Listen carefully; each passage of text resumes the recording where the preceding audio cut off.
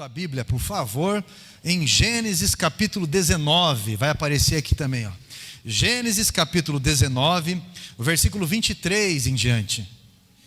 Versículo 23 em diante diz assim: o sol estava nascendo à terra, quando Ló entrou em Zoar. Então o Senhor fez chover enxofre e fogo sobre Sodoma e Gomorra. Isso veio da parte do Senhor desde os céus. Ele destruiu aquelas cidades e toda a campina, e todos os moradores da cidade, e os que nasciam da terra. E a mulher de Ló olhou para trás e virou uma estátua de sal. Na manhã seguinte, Abraão se levantou de madrugada e foi para o lugar onde tinha estado na presença do Senhor. Abraão olhou para Sodoma e Gomorra e para toda a sua terra de campina, e viu que da terra saía fumaça, como se fosse fumaça de uma fornalha. Assim, quando destruiu as cidades da campina, Deus se lembrou de Abraão e tirou Ló do meio da destruição, quando subverteu as cidades que Ló tinha morado. Amém? Tudo que é grande, tudo que é esplendoroso, tudo que é construtivo, tudo que é maravilhoso e que muda para melhor o curso da história, tudo que representa algo bom foi feito com paixão. Tudo que é grande foi feito com paixão. O que é a paixão, senão uma disposição de dentro da gente, pela motivação dos nossos olhos, aquilo que você está enxergando. Alguns aqui, se não a grande maioria, sabe o que é paixão. Você lembra quando você conheceu o seu namorado, a sua namorada, seu marido, a sua esposa? Você olhou e você quis demonstrar para aquela pessoa tudo aquilo que você não é. Você quis melhorar. Já ouviu falar quando a mulher ela quer ficar mais bela, ela vai no salão? O homem, quando quer ficar mais belo, ele vai na concessionária? Já ouviu falar isso aí? E você, de alguma forma, teve uma disposição. Tem até um medicamento que ele foi proibido, e depois, agora, de uma forma condicional, como composto, ele foi permitido.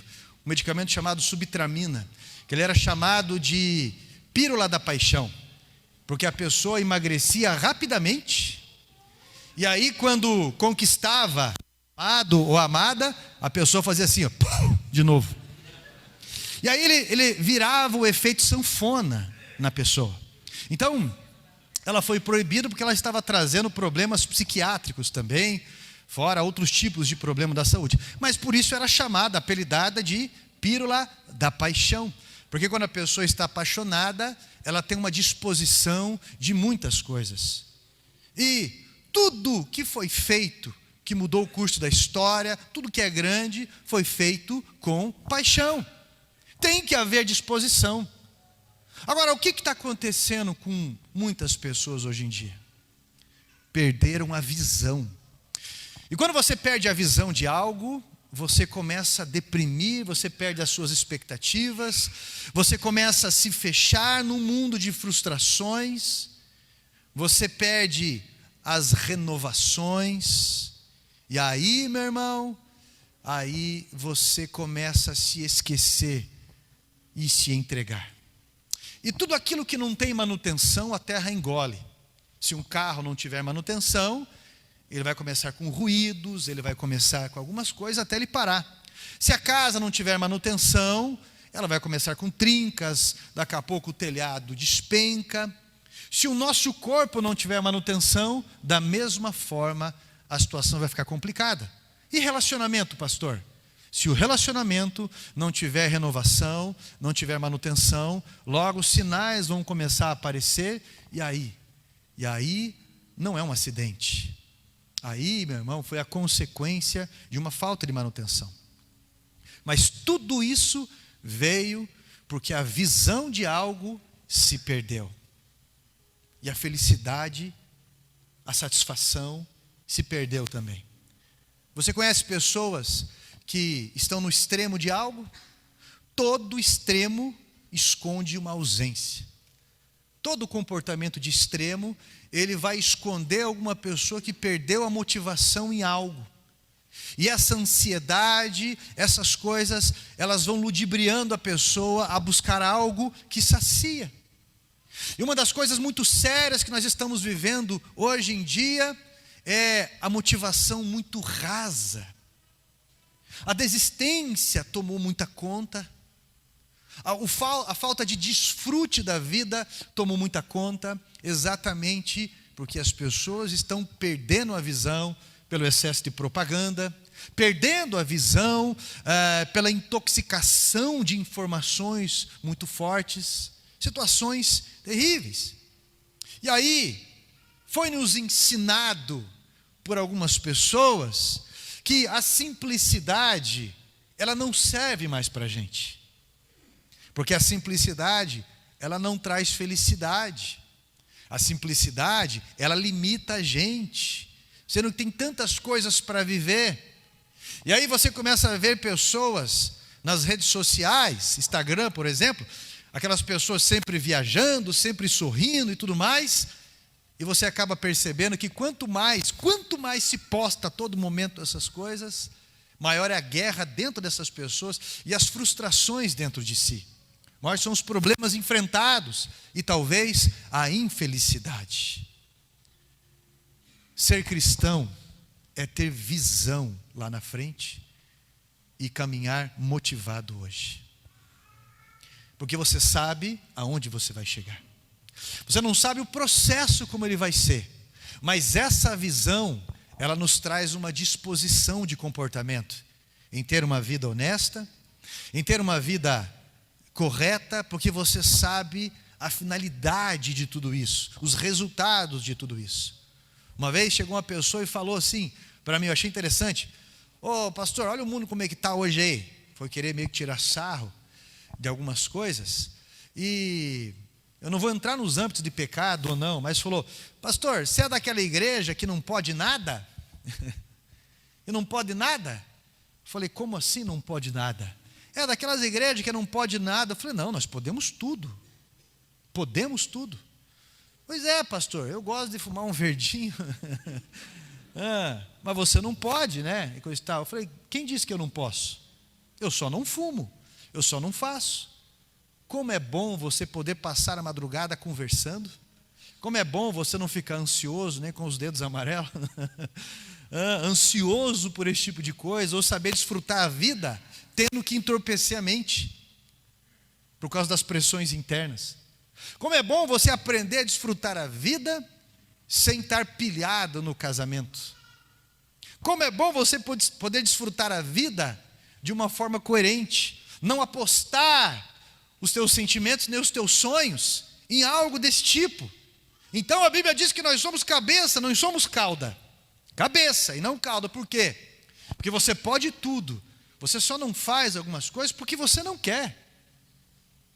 Ah, pastor, então quer dizer que se eu acender isso, eu vou para o inferno? Não, sinceramente, eu não vejo respaldo bíblico. A Bíblia fala para a gente cuidar do nosso corpo. Refrigerante faz tão mal. Só que nada disso nos dá a liberdade de termos iniciativas de algo destrutivo. Nós não podemos confundir isso. Agora, a palavra de Deus, ela vai nos moldando na lógica da vida. Se você começar a olhar para o lado, se você começar a olhar para trás, se você começar a desenvolver remorsos, você vai perceber que você vai começar a ficar triste. E a fé, ela não vai servir para te sustentar muito tempo, não. Porque quando você olha para a palavra de Deus, a fé é uma ligação com Deus que te leva a olhar para frente e te traz uma expectativa motivadora. Mas quando você deixa de ter essa comunhão com Deus, essa fé, ela vai perdendo sentido, ela vai perdendo a razão, a lógica. E aí você fica com uma visão da vida somente aqui. Olha para cá. Quem disse que um dia o telefone da gente não vai tocar e não vai ter alguém falando: olha, infelizmente fulano, ciclana faleceu, a pessoa que você tanto ama? Quem disse que o nosso telefone um dia não vai tocar e alguém não vai falar: olha, eu estou com os resultados dos seus exames? e não está muito... Quem disse que um dia o nosso telefone pode tocar e de repente, é o seguinte, você juntou um caixa aí no teu comércio de 100 mil, né? Mas o funcionário que te processou, porque alega que você chamou ele de corintiano, é um palavrão terrível, brincadeira, meus irmãos, alega que você chamou ele disso ou daquilo, está pedindo uma indenização de 150 mil. E aí? Essa fé, ela vai nos dar uma segurança, que vai nos apacentar hoje. Você vai tomar as medidas cabíveis, mas ela vai te apacentar hoje. Ela vai te acalmar, no sentido de que existe alguém cuidando de você. Uma vez eu fui num retiro de casais com a Gleice, dos milhões que a gente já foi, um encontro com Deus em casais. Eu achei maravilhoso algo, que naquele retiro de casais, cada noite a gente jantava em uma parte do mundo. Eles faziam um cenário. Um dia era em Paris, outro dia era em Veneza, outro dia, enfim. Mas o que eu achei interessante foi que a gente não podia fazer nada, nem arrumar a cama. Não podia, não é que você não tem essa disposição. No final de tudo, eu tive uma ótica de perceber que eles queriam nos ensinar sobre não viver no automático, sobre esse excesso de preocupação que nós temos, sobre aproveitar um ao outro e voltar a ser criança na paz. Eu achei interessante isso. Voltar a ser criança na nossa paz, isso é, se deixar ser cuidado. E a fé em Cristo, ela tem tudo a ver com se deixar ser cuidado.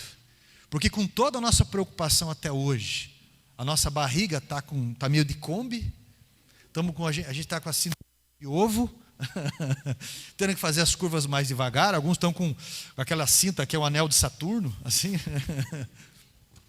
Com toda essa preocupação, nós temos um teto sobre a cabeça, com toda essa preocupação, meu irmão, o Senhor tem nos sustentado todos os dias de alguma forma.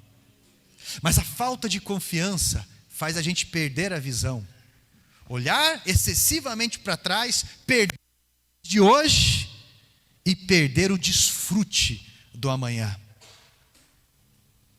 Quando você aceita Jesus na tua vida de verdade, é uma porta que se abre, uma porta de descanso, uma porta de graça. A passagem que nós lemos aqui vai falar exatamente sobre esses pontos, sobre uma família que morava em uma cidade terrível, era uma cidade vizinha da outra. Quando fala esses nomes, Sodoma e Gomorra, isso já não soa bem aos nossos ouvidos, porque nós já assemelhamos isso à condenação. Mas o que é uma Sodoma e Gomorra perto de um Rio de Janeiro hoje? O que é uma Sodoma e Gomorra, meu irmão, perto de algumas situações? Se você ligar o noticiário, você vai ver os absurdos que são feitos na própria Venezuela, o que está acontecendo. Você acha que não tem trabalho escravo como na Idade Média? É que você não lê talvez ou não acompanha reportagens sobre o Sudão, sobre o Níger, o nível de perseguição, de cristofobia que se tem na Coreia do Norte, os extremos que acontecem no mundo, violência contra as crianças e o extremo de tudo. Mas Deus dá um limite a tudo. E a palavra de Deus, no trecho em que foi lido, ela nos relata um pouco sobre essas cidades. Nós, na verdade, não sabemos muito sobre essas cidades. No capítulo 19, relata um provável costume daquela cidade, né, quando se fala de Sodoma. Um povo com um extremo de perversão sexual. Olha, nem as pessoas condenadas toleram o estupro. Imagine isso com criança. Nós não sabemos o que estava acontecendo em Sodoma. Nós sabemos que isso chegou, como descreve a Escritura, nas narinas de Deus. Isso chegou em um limite. Deus, Ele sempre avisa muitas vezes. Deus, Ele sempre dá oportunidades incansáveis. Mas Deus também escolheu dar um limite. era um povo que oprimia o fraco. E então o limite chegou. A condenação chegou. E ainda assim eles foram avisados da condenação. Abrão, na verdade depois chamado de Abraão, Deus o avisou sobre essa condenação. Abraão, que é referência de fé, um homem com um coração segundo o de Deus, um homem que os seus valores estavam em agradar a Deus. No capítulo 18, versículo 22, a Bíblia diz que Abraão intercede pela cidade, e depois ele acaba intercedendo pelo seu sobrinho, Ló. Deus dá oportunidade para Ló e para a sua família, com uma condição, que eles, quando estivessem saindo da cidade, não olhassem para trás. Mas quando o dia chegou, a Bíblia diz que eles estavam a uma certa distância já das cidades. A esposa de Ló revelou aonde estavam os seus sentimentos. Meu irmão, isso é uma condição para a salvação, não olhar para trás. E que sentido, pastor? Eu não tenho amnésia, mas algumas pessoas deixaram de desfrutar o casamento por coisas que não são dignas. Eu vi uma reportagem uma vez, eu achei interessante aquilo num programa de televisão. Um homem que há 45 anos não conversava com a sua esposa, não se separavam, mas dentro da mesma casa não conversava com a sua esposa, porque ela disse algo que ele, no conceito dele, foi um desrespeito. Então ele emburrou, como se fala aqui em Curitiba, ele emburrou. E aí a repórter perguntou, mas como que é o convívio dos seus pais dentro de casa? Ela faz janta, ele trabalha. Sim, tudo isso acontece, mas eles não se falam. Mas como que é o convívio? Bem, se ele quer o prato de cebola, ele vai se dirigir a mim e vai falar, fulana, fala para tua mãe pegar o prato de cebola e alcançar para mim, por favor. Que vida é essa? Poderiam estar de mão dadas, andando de cavalo no Parque dos Tropeiros, nem pode mais. Como diz o Tirico, podiam estar coisando, podiam estar passeando, podiam estar desfrutando a vida, cada situação na sua idade. Mas estão presos, amargurados. Isso é, a sua visão que deveria estar nas motivações e no desfrute do hoje, está preso em algo que foi desconfortável. E aí, isso não sustenta os seus sentimentos. E se torna uma pessoa absurdamente insatisfeita. Quão perigoso é olhar para trás, nesse sentido. Jesus Cristo disse, aquele que coloca a mão no arado e olha para trás, se torna indigno do reino dos céus. Indigno. Uma vez uma mulher ligou para mim e falou bem assim, pastor, estava indignada. Tem como desaceitar Jesus? Eu falei, mas por quê, minha irmã?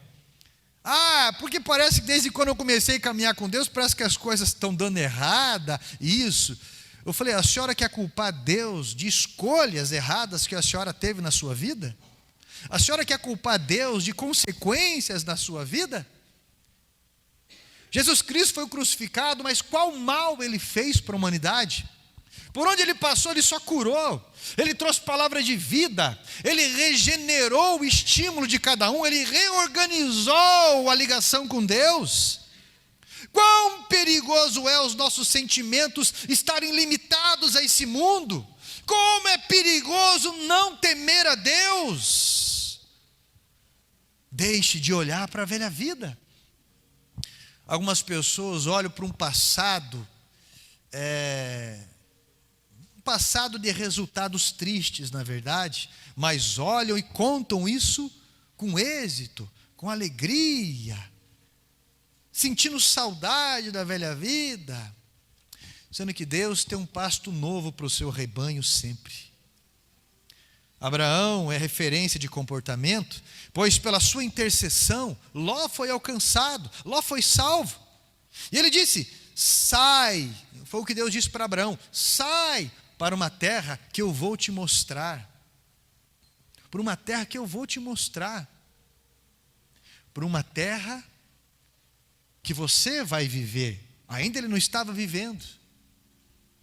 Todos nós temos cansaço, todos nós temos crise.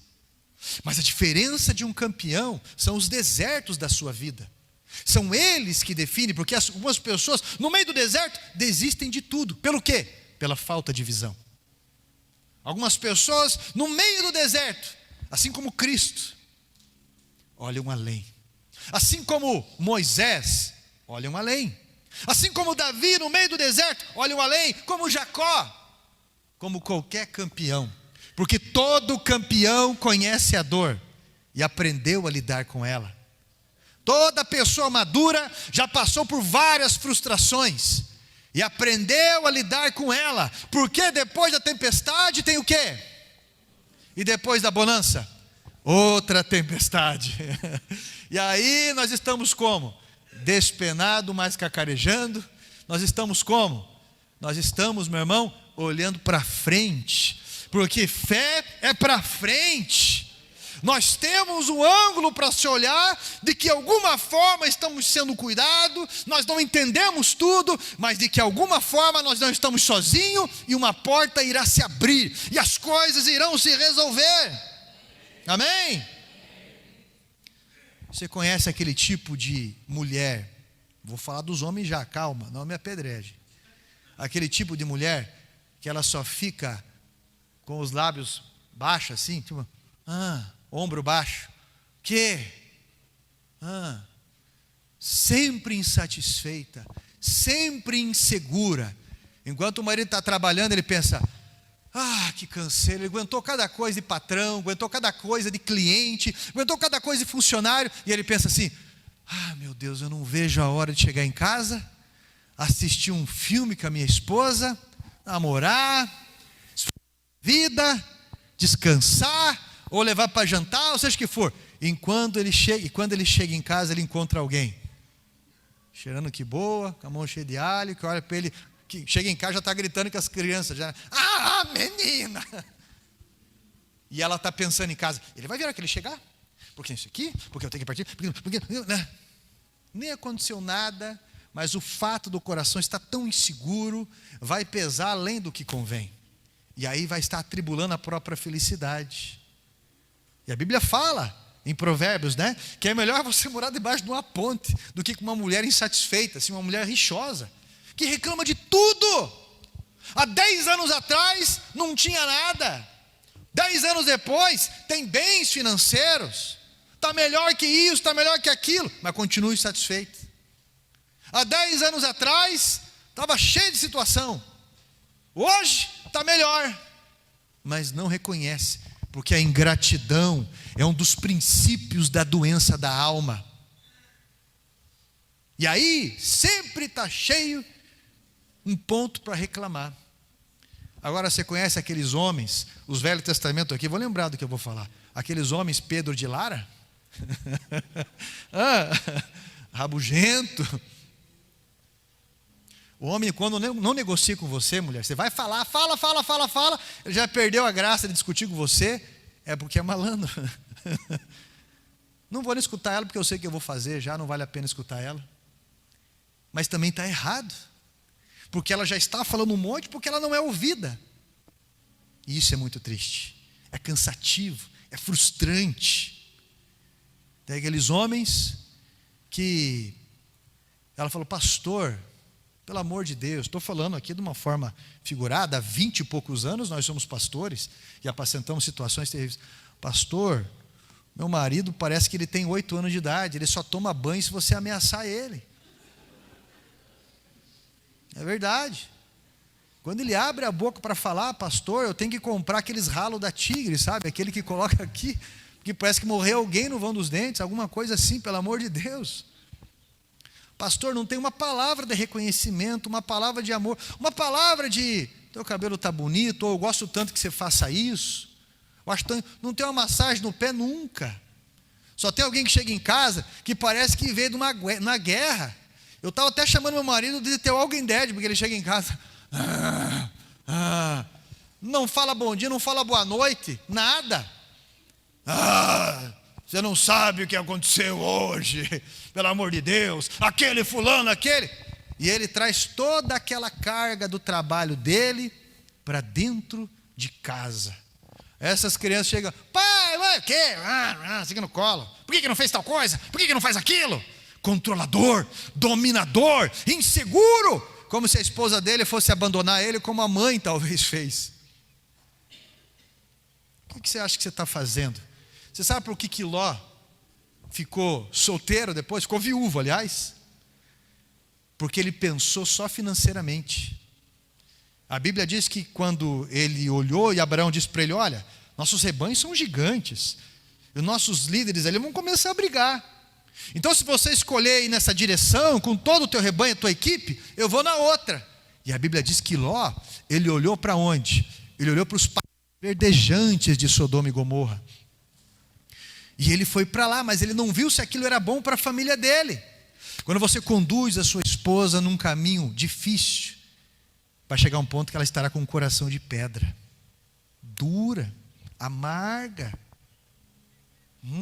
Não me chame mais fulana, me chame boldo, me chame de raiz de tenente, né?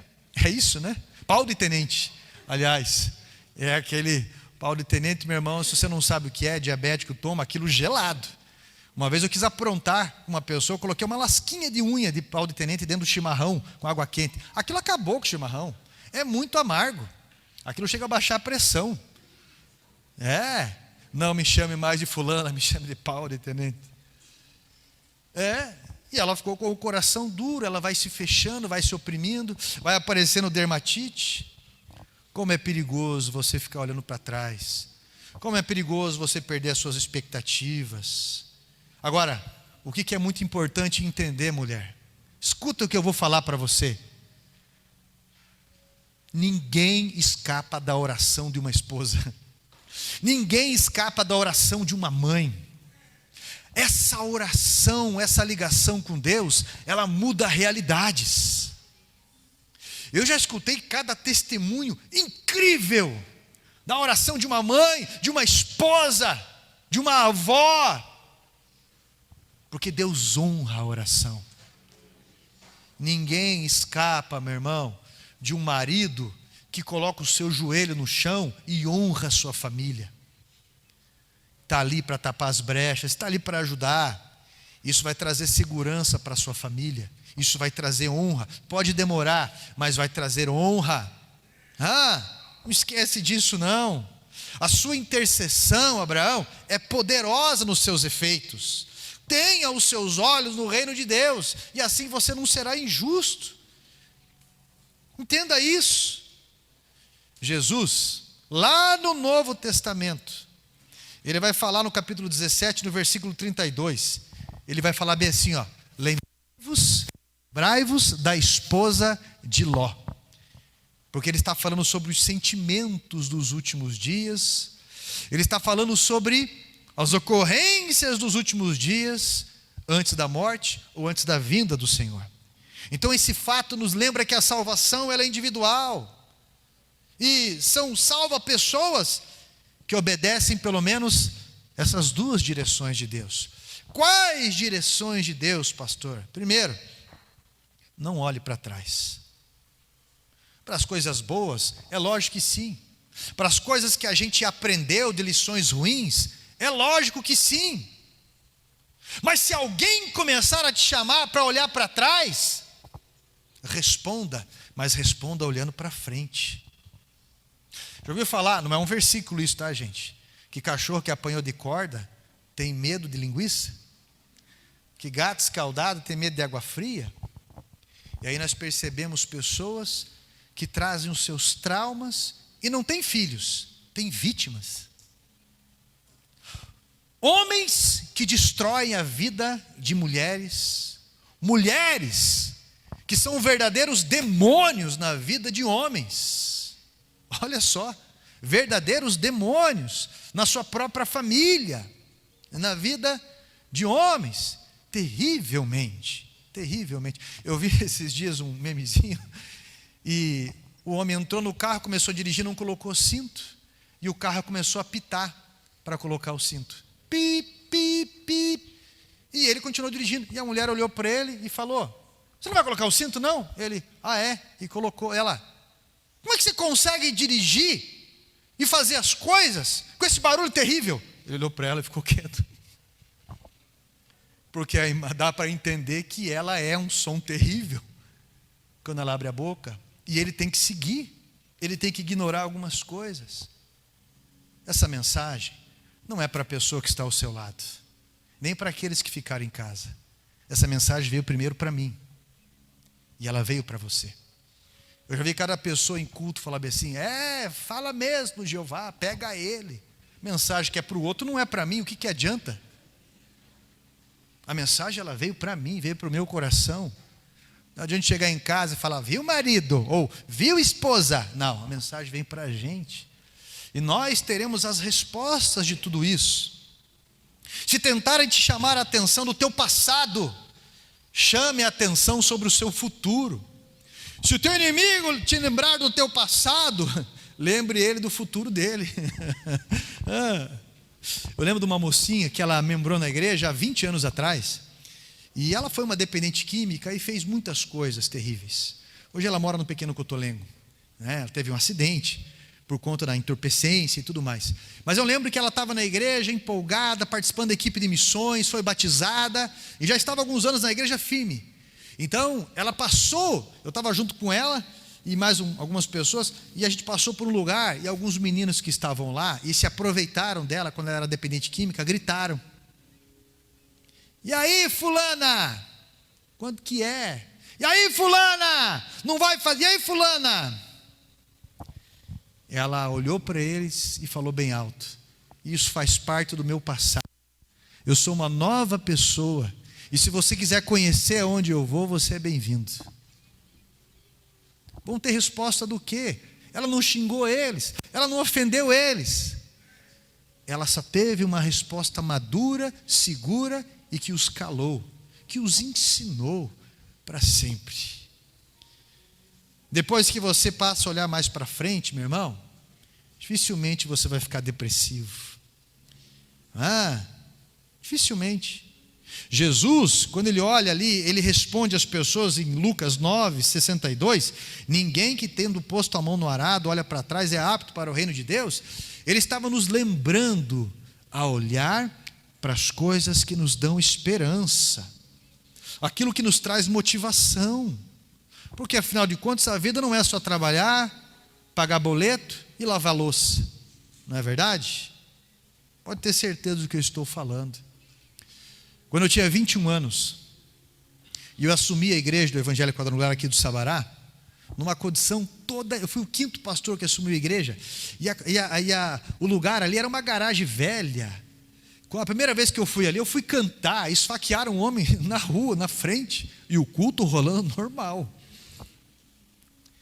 E tinha dívidas de aluguel, contador, dívidas de telefone no nome de membro de igreja, situações complicadérrimas. E aquilo, o peso da responsabilidade, te oprime muito, porque eu fui criado militarmente, tratando de horário, de contas, de índole. E aí eu, sozinho na igreja, eu dobrei o meu joelho e falei com Deus, Senhor, eu sou um menino, eu não tenho capacidade. Aí Deus me respondeu, lendo a palavra dele em Filipenses 1:6, aquele que te chamou, vos aperfeiçoará e vos garantirá até o dia da sua vinda. Isso é, se você decide dar um passo bom, Ele está contigo para te ajustar, para te ajudar. Ele está contigo para te motivar. Mas você não pode parar de caminhar, nem ter medo de ter decisões boas na sua vida. Pastor, mas eu errei, eu falhei. Então se coloquem de pé, antes que o inimigo venha e te pegue, e se aproveite disso. A outra condição é, não pare. Se você estiver cansado, não pare. Aprenda a descansar. Se você estiver desanimado, não pare. Aprenda a ser grato para as coisas que você já conquistou, pelas pessoas que estão ao teu redor. Todos os dias eu oro agradecendo a Deus, pela minha esposa, pelos meus filhos, pela tua vida, e todos aqueles que estão no grupo de transmissão. Se você quiser entrar no grupo de transmissão meu, falei do WhatsApp, fale comigo depois, mas todos os dias eu vou intercedendo por esses nomes. o Senhor vai me dando direção, eu vou intercedendo por essas vidas, mas eu sou muito grato pela vida, eu sou muito grato por tudo isso. Não desanime. Se você parar, você vai ficar triste. Não pare. Se você estiver chorando, mesmo assim, não pare. Se você estiver sendo perseguido, mesmo assim, não pare. A mulher que parou, o próximo passo dela foi olhar para trás. E uma pessoa que se tornou uma estátua de sal, assim, uma pessoa que se tornou empedrada, ela perdeu o direito à felicidade, ela perdeu o direito ao casamento, ela perdeu o direito de ser mãe novamente, ela perdeu o direito de ter novas amizades, ela perdeu o direito de estar bem financeiramente. Eu conheci o meu pai e minha mãe biológico quando eu estava com 26 anos. E comecei a fazer meu projeto de vida na igreja. Senhor, eu espero no Senhor isso e aquilo quando o Senhor achar que eu estou preparado, né? E eu fiquei 9 anos fazendo projeto de vida, até que com 26 anos, Deus me deu a oportunidade de conhecer pai, mãe e 10 irmãos.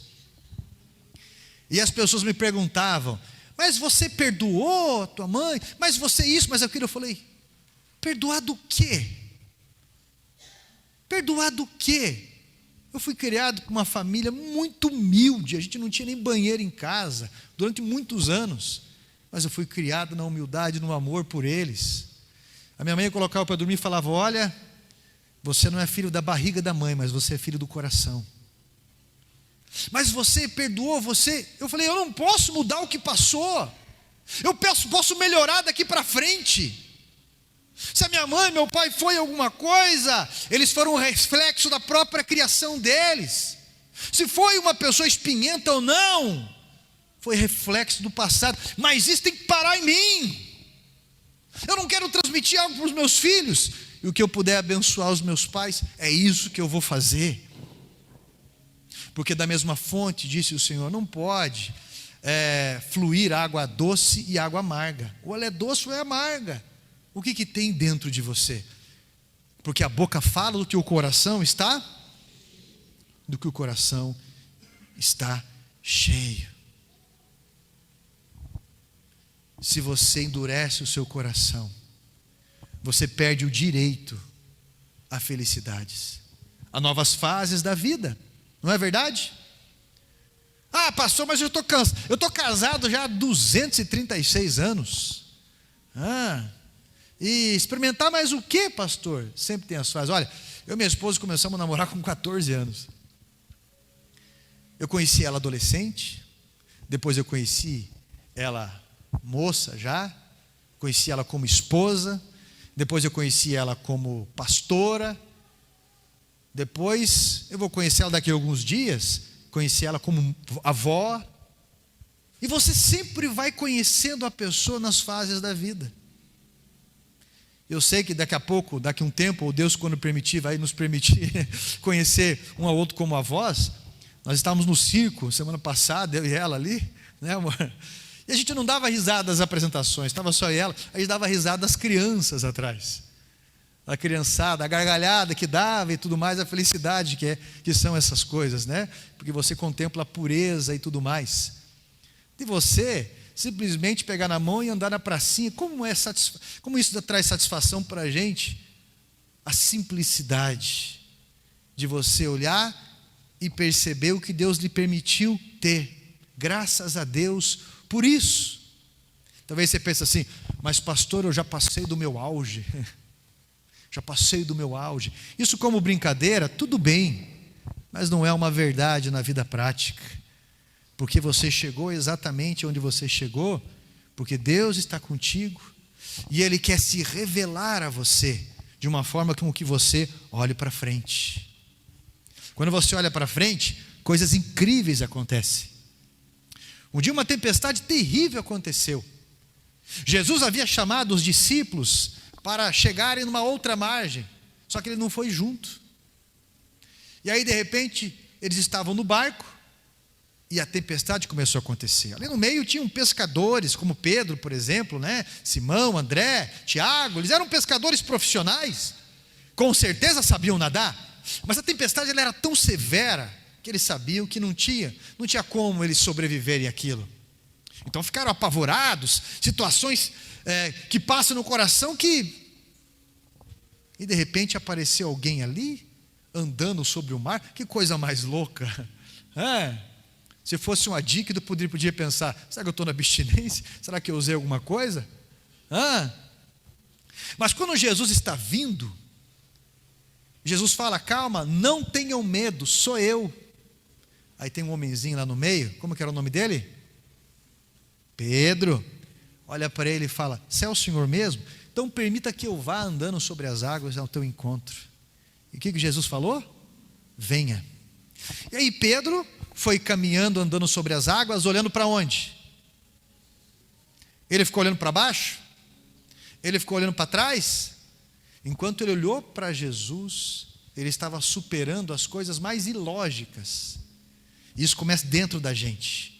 Uma pessoa motivada, apaixonada, muda o mundo, ou pelo menos o seu mundo.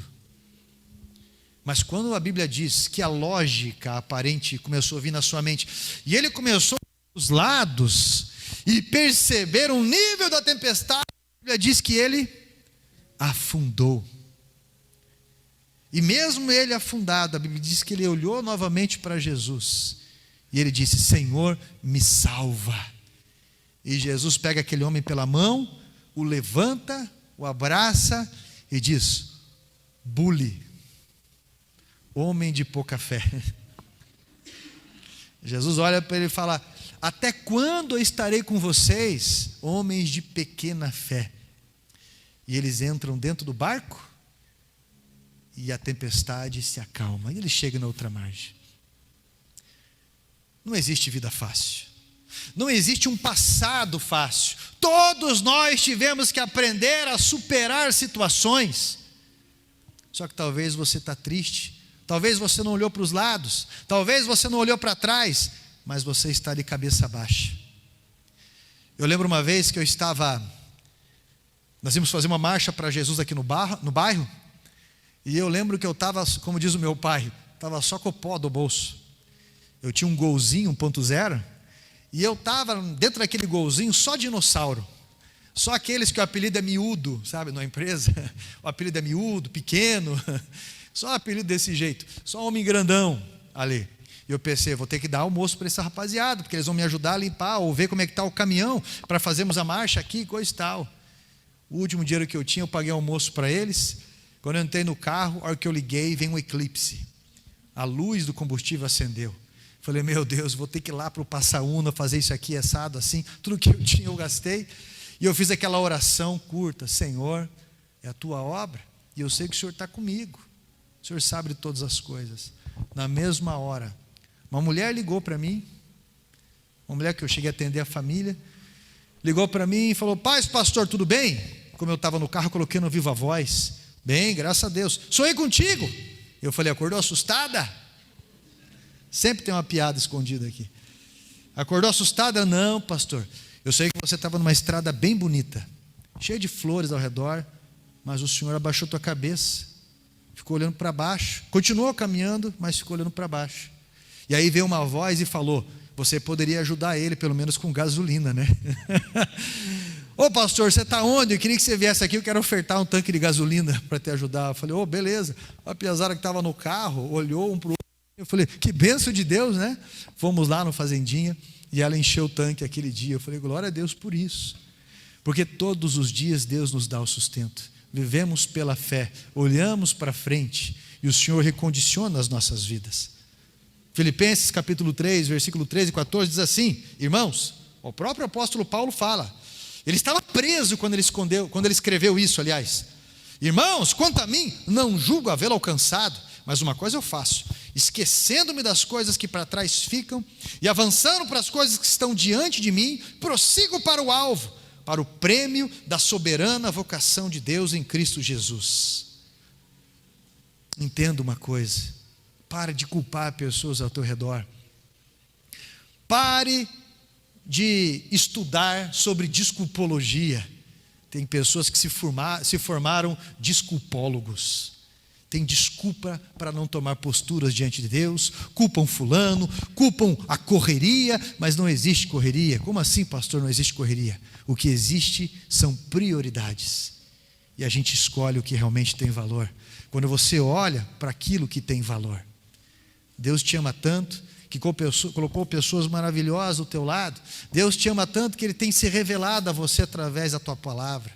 Agora, meu irmão, aprenda a ter coragem, ter uma postura de mudar o curso da tua vida e da tua eternidade, porque o Senhor quer abençoar a tua vida com aquilo que o teu braço não pode te dar. Deus quer abençoar o teu descanso. Deus, Ele quer abençoar a tua paz. Filipenses capítulo 4, versículo 8 diz assim: tudo que é justo, tudo que é honesto, tudo que é de boa fama, se há algum louvor, se há alguma virtude, se há algum amor, nisso pensais, e a paz que excede todo entendimento vai guardar a sua mente em Cristo Jesus. Fé é para onde? Fé é para frente, porque de alguma forma, entenda o que diz no Salmo 23. Como é que começa o Salmo 23? O Senhor é o meu pastor. Quando ele diz nada me faltará, ele está falando sobre o futuro. Hoje é dia 4 de agosto de 2024. Significa que no dia 5 de agosto ele vai estar nos esperando. Significa que no dia 24 de agosto de 2025, ele vai estar nos esperando. E isso é confortante, isso nos apacenta, isso nos traz paz. O Senhor te ama muito, mas não adianta nada Ele te amar, porque o amor de Cristo não vai mudar a vida de pessoas, a não ser que elas aceitem esse amor. E aí a diferença vai fazer na vida. Quando você aceita o amor de Deus na tua vida, você vai caminhar de uma forma diferente. E eu convido você a aceitar esse amor. Eu convido você a se colocar em pé em nome de Jesus. Você pode me ajudar a pregar hoje? Eu não costumo fazer isso, tá, gente? Mas você pode colocar a mão no ombro de alguém e falar para essa pessoa: não olhe para trás, fé para frente. Isso. Obrigado pela tua vida. Obrigado pela tua vida. Que Deus lhe dê muita saúde, para que você possa desfrutar momentos bons. Que Deus revigore você cada vez mais, em nome de Jesus, né? Que bom que você está aqui. Que bom que Deus separou você para esse momento, em nome de Jesus. Muitas pessoas não puderam estar aqui hoje, por fatores tristes. Coloca a mão no teu peito mais uma vez. Eu gostaria que você fechasse os teus olhos onde você estivesse, e que você começasse a olhar para a tua vida e começasse a medir as tuas prioridades. E se essa palavra que não foi para o outro, essa palavra que veio para você, você sabe que veio para você, se você percebe que você tem que mudar em algo, se você percebe que você tem que dar um voto de confiança em algo, se você percebe que você tem que mudar alguns passos, priorizar algumas coisas, ser mais grato em algumas coisas, hoje é dia de você tomar essa postura com Deus. Com a mão no teu coração, eu quero fazer uma oração junto com você, e você vai dirigir a tua oração a Deus, agradecendo e se compromissando com alguma postura que você pode ter. Você não pode destruir a vida presentiosa, a vida maravilhosa que Deus te deu. Eu quero orar junto com você agora, e nas suas simples palavras, assim como as minhas, nós vamos ligar aos céus, porque assim como Abraão intercedeu, eu também quero interceder. Amém? Vamos falar com Deus? Deus maravilhoso e fiel, nós queremos te agradecer pela tua paciência conosco. Nós nos tornamos pessoas muito duras de coração na caminhada da vida, pessoas na verdade espinhentas, porque viemos de um passado todo tribuloso, de pessoas muito machucadas, pessoas orgulhosas, difíceis, e aprendemos a ser pessoas muito fechadas, pessoas muito ríspidas talvez, pessoas tristes, escondidas em quartos escuros, mas tentando desbaratinar a vida, tentando disfarçar para pessoas. Mas nós estamos aqui hoje confessando os nossos erros, confessando os nossos atrapalhos, confessando que deveríamos nos ligar mais ao Senhor, conhecer mais a Tua palavra. Deveríamos, Senhor amado, priorizar as coisas do Teu reino, agradecer ao Senhor e parar de dar ouvido a pessoas que tiveram experiências tão ruins assim por conta da própria amargura. Espírito Santo, eu quero pedir ao Senhor a graça da libertação a cada um aqui. Eu quero pedir ao Senhor a graça do desfrute. Eu quero pedir ao Senhor, Pai, que a salvação esteja sendo estendida a cada coração, que o Teu reino, Pai, venha acontecer e ser renovado na visão de trabalho de cada um, que o Senhor se revele através da Tua palavra, dormindo, acordado, mas que essa pessoa Te receba, e receba na prática da sua vida, com uma nova ótica de se viver, com um novo plano de se viver, porque esta vida é passageira, que a vida possa valer a pena no Senhor, Pai. Assim, nós Te agradecemos por tudo isso, ligando aos céus, em nome de Jesus.